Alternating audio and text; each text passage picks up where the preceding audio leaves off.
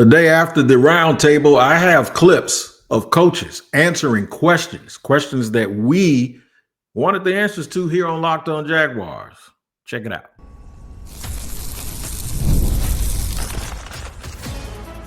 You are Locked On Jaguars, your daily Jacksonville Jaguars podcast. Part of the Locked On Podcast Network, your team every day. That is right. It is your team every day here on Locked On Jaguars. We thank you for making us your first listen. I am Tony Wiggins, the host of the Locked On Jaguars podcast.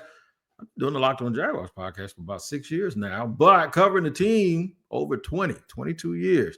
Covering the team, and about 15 of that has been media related. So I am here today to give you the latest stories on the Jacksonville Jaguars, who completed OTA number 10 yesterday. And as you all know by now, if you heard the show yesterday, we had a roundtable sit down. All of the media were able to talk to the assistant coaches. So we'll go over some of those things that were said yesterday with clips. All right. So make sure you tap in wherever you get your podcast. If you watch or listen, we will be there. We are free to subscribe to. So we appreciate you joining us for Locked On Jaguars. Shout out to the everydayers as well as the newcomers. If it's your first time, I got to give you a reason to come back. So listen up. Today's episode and this episode is brought to you by Monarch Money.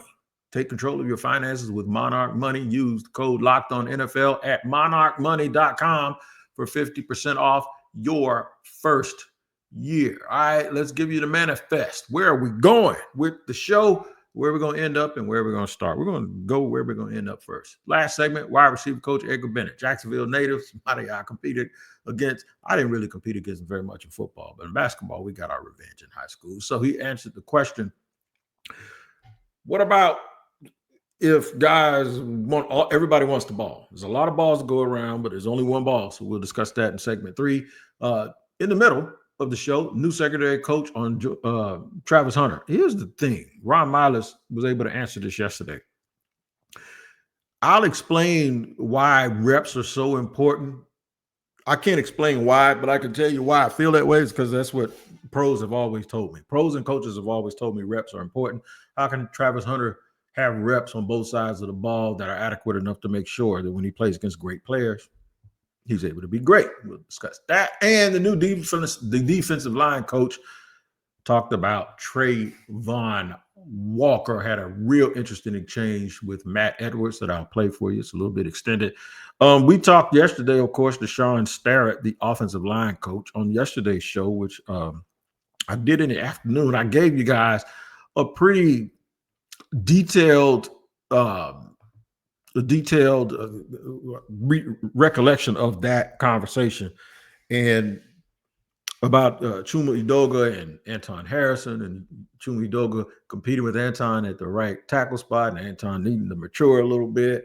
Well, he didn't say mature. I said mature based on what I heard from other members of the media, but he said that Antoine just had to show the consistency.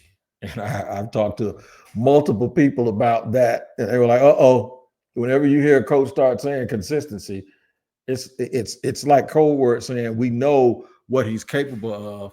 He just has to do it more often. That kind of is what they mean when they talk about consistently. Like there's something that he needs to be working on, and he ain't quite there yet. All of those things are factors when talking about the Jacksonville Jaguars, especially the offensive line. But we got to the defensive line yesterday, and I asked some questions to new Jacksonville Jaguars defensive line coach Matt Edwards. And basically it was about Travon Walker. I talked to him about a few things about whether he prefers to have a nose guard or can they go with just 2 defensive tackles. He says it depends on the situation, depends on what they're trying to accomplish, and more importantly, it depends on the composition of their team. Y'all know they didn't really spend a lot of money, or they didn't really do anything with the defensive line until after the draft. I think they evaluated it and think that it's okay. So we give Trent Baalke a lot of grief, and granted, the new regime can't come in and fix everything.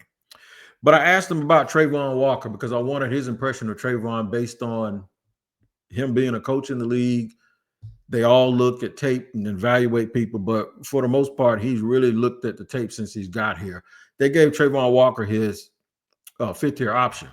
I think it was a no-brainer But in explaining why they did it, Liam Cohen and James Gladstone and all those guys said, as soon as you meet him, you know you want him around, basically. That's paraphrasing what they said, but Matt Edwards had some things to say, and it sounded pretty similar to everything else. Listen to new defensive line coach Matt Edwards talk about Travon Walker. I think a lot of times with fans and even some people of the media, where a guy was drafted, even though he has 20 sacks the last 2 years, where Travon was drafted sometimes gets people in a headlock and they don't look at the production.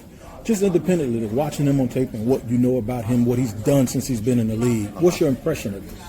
Well, first and foremost, like, as a person, he's tremendous. Yeah.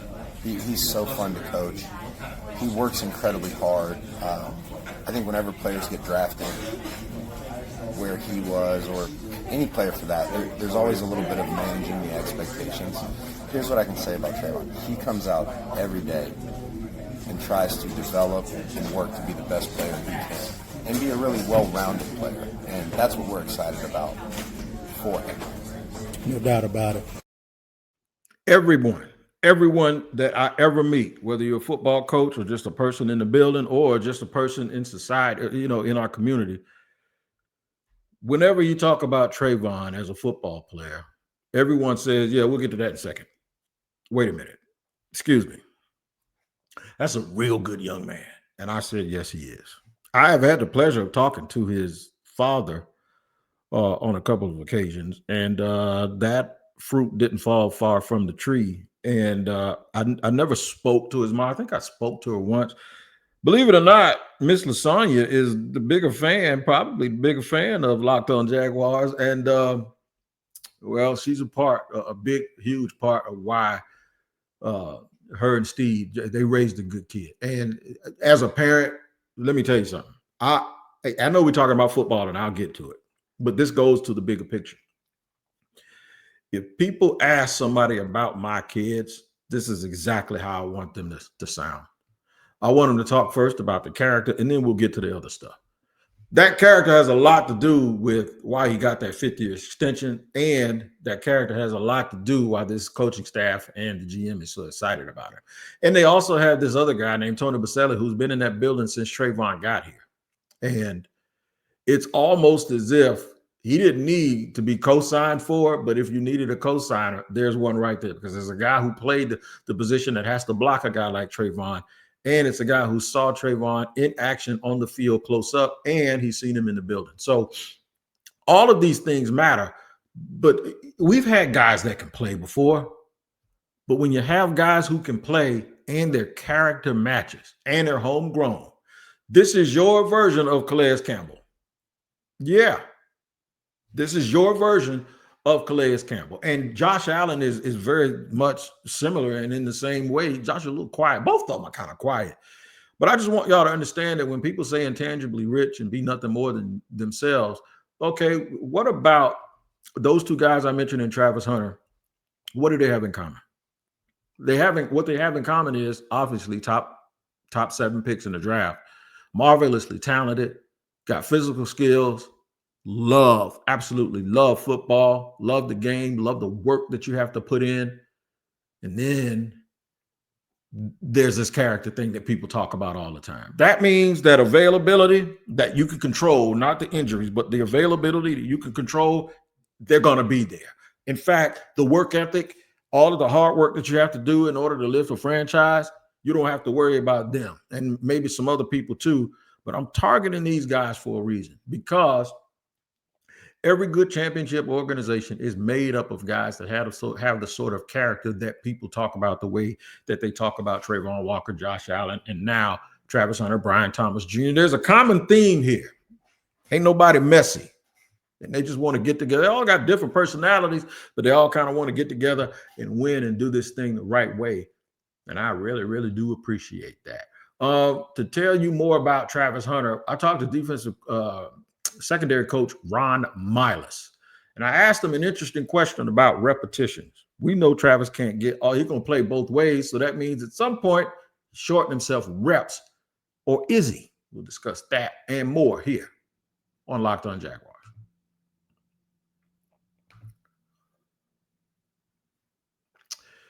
Today's show is sponsored and brought to you by our friends over at Monarch Money. Man, I've been talking about Monarch Money now for a minute, and you guys all know that whenever I start trying to tell you that you can get help with rearranging your finances and keeping control of them, then I'm telling you the truth, because that's exactly what Monarch Money is. If you've ever had a bank account and wonder where did all my money go, and then you see all of those subscriptions and the online shopping and the entertainment, I'm telling you, you can lose track of all of it. You need something with surprising insights, all in one convenience and easy collaboration. And that's where Monarch Money comes in for you, because you can stop trying to control everything without organization and start focusing on building your wealth. That's why Monarch Money is going to take control of your finances and help you. Use the code LOCKEDONNFL at monarchmoney.com for 50% off your first year. That's Monarch Money, MONARCHMONEY.com. Code LOCKEDONNFL, all one word, for half off your first year, man. Monarch Money. Get it done, y'all. What y'all waiting for?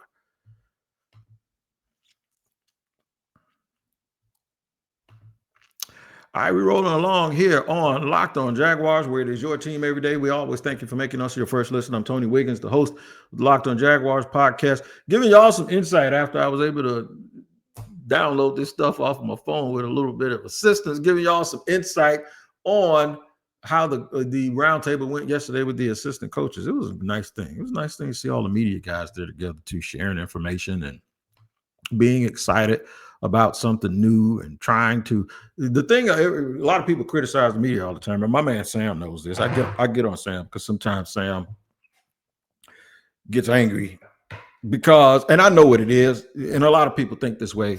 They think it's all engagement farming and clicking, and that's the reality of the business that we live in. Some of that has to happen, but the substance of what we're talking about, a lot of us, is the most important thing. The headline just grabs you, but the substance, and so that's why we're always going to do things the way we do them here on Locked On Jaguars. Even when y'all aren't watching, I'm asking the kind of questions that this show is always about, and that's what I hope makes us very, very unique. And when you say you're an expert, you have to have your own lane, and I think we have our own lane here on Locked On Jaguars with how we frame questions, how we try to extract information. There's no gotcha moments, and so I try to explain everything to everyone when I'm asking them the question exactly where I'm going. And a lot of them go, I want to make sure I answer that correctly. Matt Edwards said that to me about another question I asked him about nose tackles. And Ron Myler said it to me yesterday when I was talking about Travis Hunter. Now, the thing, and I've already given you a little bit of a hint and an insight to this, but the thing that I said was, and I asked him, I said, look, I didn't play and I didn't coach, but what we all have heard over the years from coaches and players, even great players, you got to do those reps. The reps matter. The reps matter. The reps matter. And over and over and over, the muscle memory. So I go back to Tebow when Tebow tried to play football after 7 years and switch positions. I said, they tell us that the reps matter. And this is a dude that's switching positions, and he's been playing baseball, and he about to try to play something he ain't never played. And that's why it failed miserably, right? So you look at Travis Hunter and you wonder, as marvelous as his talent is, and as much as everyone is eager to see it, the starts of maybe he win offensive rookie and defensive rookie of the year. He did it in college, and he did it at a level and to a degree. And Matthew Berry from Cleveland, GM at Cleveland, has even pointed that out. Like if you add Charles Woodson, Deion Sanders, all these guys' numbers together, Champ Bailey, they ain't even coming close to Travis Hunter. They got like 10% of what Travis Hunter has done in his entire career. The guy won the Biletnikoff Award and probably should have been the Thorpe Award winner. That's just how good he is, right? So I asked Ron Miles about those reps and the ones that he won't take because he's splitting duties. No matter how you frame it, if a dude is going to do, let's say the average is 100 reps a week, and he's going to do 150 because he's Travis Hunter, right?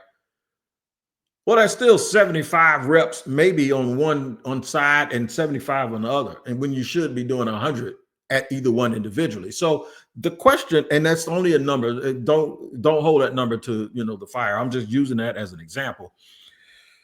Well, Ron Miles said, not so fast. I asked him about that, and here is his response. All I know is that, yes, he needs his reps, and sometimes those reps are mental reps. And it might be after practice, like we were talking about. He comes into our meetings, and he might not be on the tape, okay, but I'm firing questions at Travis. Travis, what do we have here? What do we have here?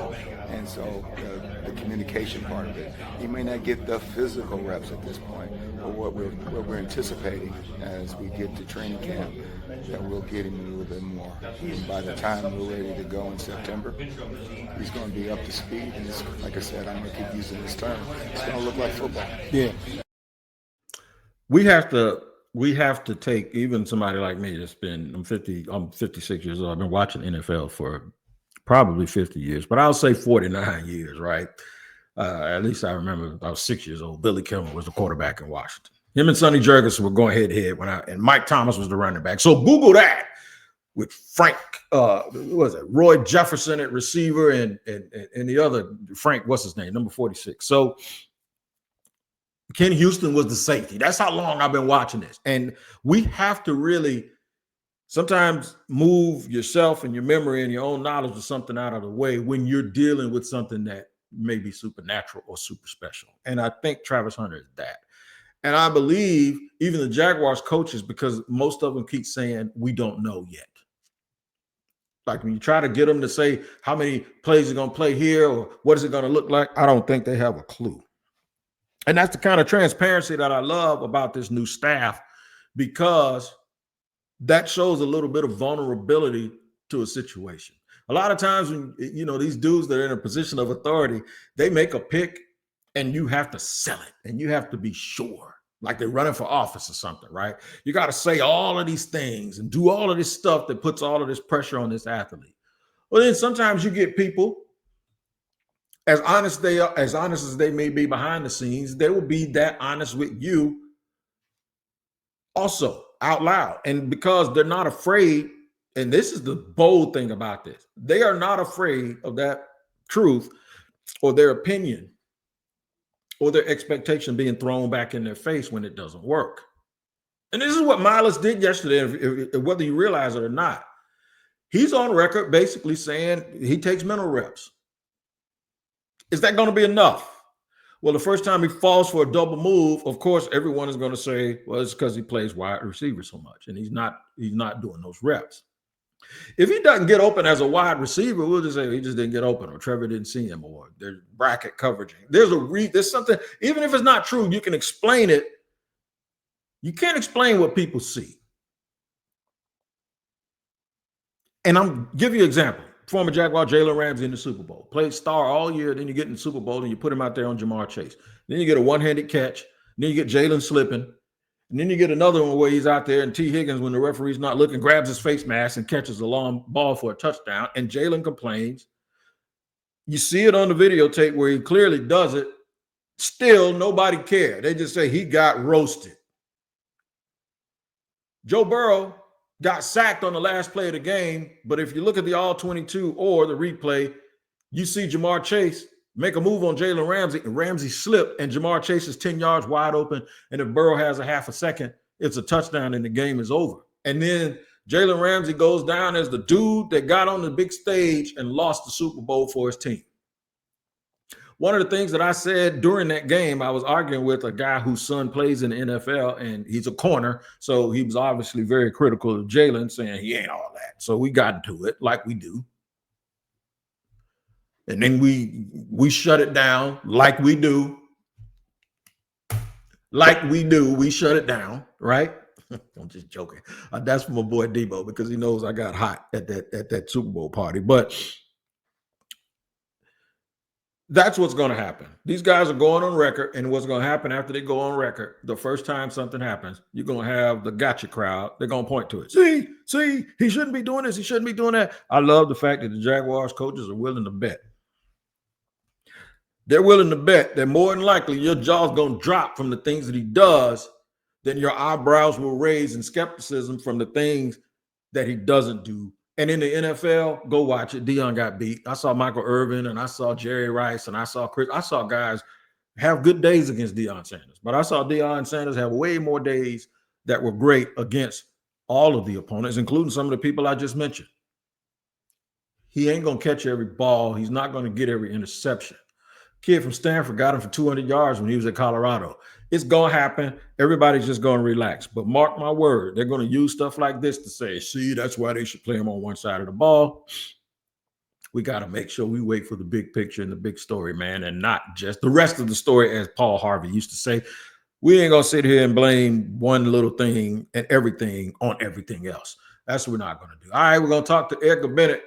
Bittersweet for me to make this conversation. We'll talk to him about how do you make sure that Brian Thomas Jr., who was a sensational rookie last year and is one of the 7 best receivers in the league, and he ain't number 7 in my opinion, and Travis Hunter, who's expected to take the year or take the league by storm. How do you make sure that finger pointing and all of that stuff does not happen? I'll use an example of as a blast from the past that will tell you it is possible in just a second here on Locked On Jaguars.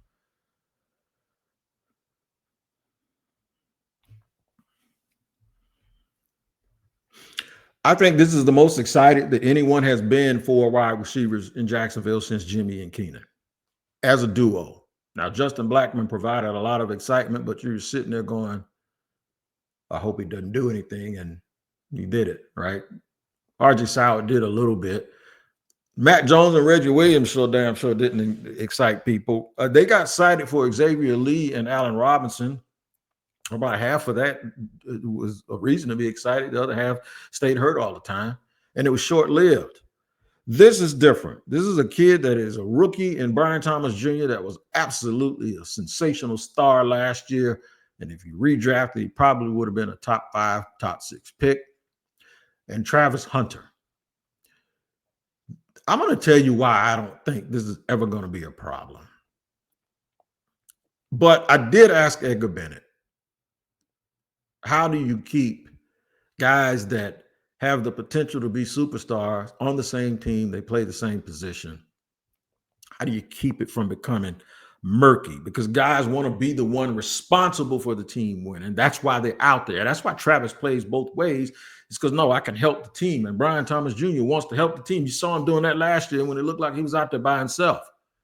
He wants to be accountable, wants to do the things everyone says he's supposed to be doing and fulfill his potential. But if there's 2 of them, how do you keep them from taking that the wrong way and making it look like it's selfish? Here's Edgar Bennett, hometown hero, talking about those 2. Last question, Coach.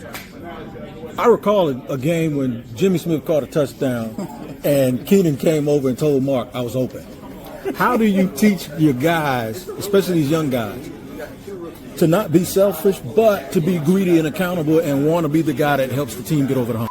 Okay, so with that, Coach Cohen, our philosophy here is team first, team then me. And so the team comes before the individual. We're going to be the best versions of ourselves, but the team comes first. Absolutely. Appreciate your time. I love it. I absolutely love the answer from Edgar. When you win, it's an us thing. I'm going to give you an example. And by the way, that story I told you, Jimmy Smith was in studio with us when I did radio, and he told that story. So while it happened in real time, I did not remember. But Jimmy told me, I think it was a home game. It was a 4:00 game, I think. And he caught a pass in the end zone that was overthrown, but he went and got it. And Keenan came up and said, hey, man, I was open. Keenan McCardell. Matter of fact, Keenan McCardell is the dude whose personality both of these new receivers have. He reminds me of him. And that's exactly what I'm talking about. Jimmy was clearly the number 1. Keenan was a very good number 2, ended up being a champion and had like 800 and some odd receptions in his career. Really, really, I think that was the biggest misstep in Jaguars history when they let Keenan McCardell go. No doubt about that. The biggest misstep in the history of this franchise. At least in terms of free agency. I remember when Keenan was let go, or they let him walk, and I was doing radio part-time then, and somebody, a good friend of mine said, the problem with Keenan is he thinks he's Jerry freaking Rice. No, he didn't. He just thought he was Keenan McCardell, and he should have got paid. And you know what? He was exactly right, because they spent a long, long time trying to replace him. But the thing about these 2 guys is this. They're getting along really, really well. Brian says he's showing Travis a lot. Says Travis is asking a lot of questions. And he has no problem teaching him that stuff because the people who were here when he was a rookie last year did the same thing for him. They're constantly competing with each other. They're really good character people, and it goes back to something that I said at the top of the show. And what that is that's where your character is going to matter, and that's where it's going to count. When it's not even a negative thing, when you're just trying to be the one for the team and to say, I got us, let's go. You're not doing it for personal recognition. You're doing it because all your life you've been the dude that people have, when it gets tough, that's what they paid a big money for, right? Tyrese Halliburton hit his third game-winning shot. He didn't play well all game, but when it was time to win the game, he took the shot like he has, and they did it. It's just a mentality you have to have, man, and that's why some people are able to do these things. I think what happens is you put team first. I have never seen a player other than Scottie Pippen, and that was 20 years later or 25 years later. I've never seen a player jealous of someone who was obviously the man. Obviously the man. And even if they're great in their own right, they get that, sometimes athletes get upset because the other guy gets all of the credit. A.J. Brown last year in the Super Bowl or leading up to the Super Bowl knew prior to Saquon Barkley coming there, that it was all about him. Got the money. He's one of the 3 or 4 best receivers in the league, and he probably ain't number 4. Got the bread.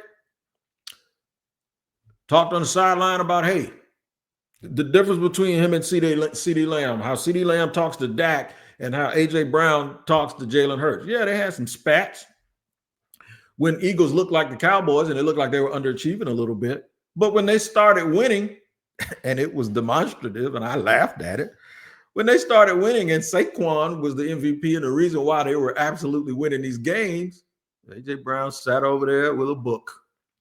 And when he sat over there with that book, in my opinion, what he was saying with that book is, I ain't got no problem as long as we win. But the second we don't win, I'm letting all of y'all know that y'all had me over here watching everybody run the ball instead of throwing me the ball. To me, that's what it said. Now, I'm putting words in his mouth, but that's what I saw when I watched it, right? Which means I ain't got no problem with somebody else being great as long as we win. Winning cures everything. Winning cures everything. If the Jaguars win, it won't be a problem. If they don't win, you might get some problems, but it ain't because of their character. But it's going to be, well, I thought this guy was this great. Well, I thought BTJ was this great. Well, what's going on with him? Even if they're putting up big numbers. Case in point, the person I talked about in the first segment had 4.5 sacks. 4 sacks his rookie year, but the Jaguars went to the playoffs. All of a sudden, the last 2, Travon has 20.5. And people they didn't even include him in the top 32 edge rushers on one of these little sites they got. See, that's what I'm saying, because the Jaguars aren't winning. It shouldn't be that way, but alas, here we are in the media, and this is the way we do things. So I think all in all, my impressions are, I love the honesty, I love the communication, I love the openness, but also I don't think they're just saying it because it's the right thing to say. I think they're saying it because they're doing it and they believe it's the right thing to do. And you're going to benefit from it as a Jaguar fan.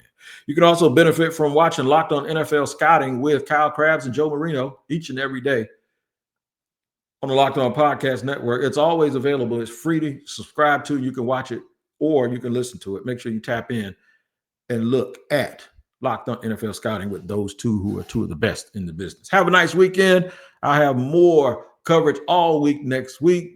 I got the mini camp coming up, all of these things. I don't anticipate the Jaguars making any more moves, but if they do, I'll be right here to let you know. Y'all take care.